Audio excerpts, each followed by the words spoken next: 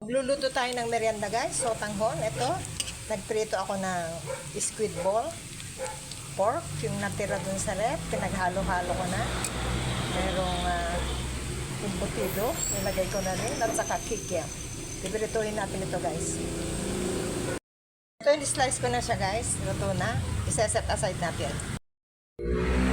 Dito na rin ako magigisa sa pinagpilituhan ko guys. Nilagay ko yung bawang, sibuyas. At sunod na itong repolyo.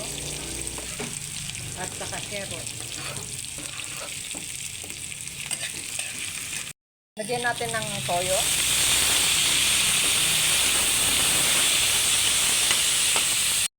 Konti. Maglalagay na rin ako ng cubes. Na konti. Kalahati lang. Pakuluin natin.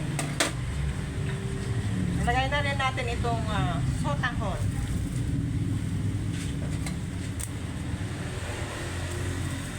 Lutuin natin ng bahagya. Lagay na rin itong gulay na sinet aside ko.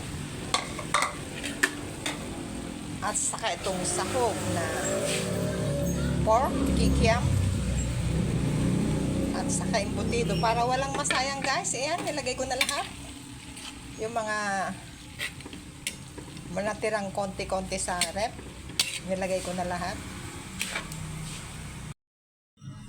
Ito na ang final result ng ating sotanghon.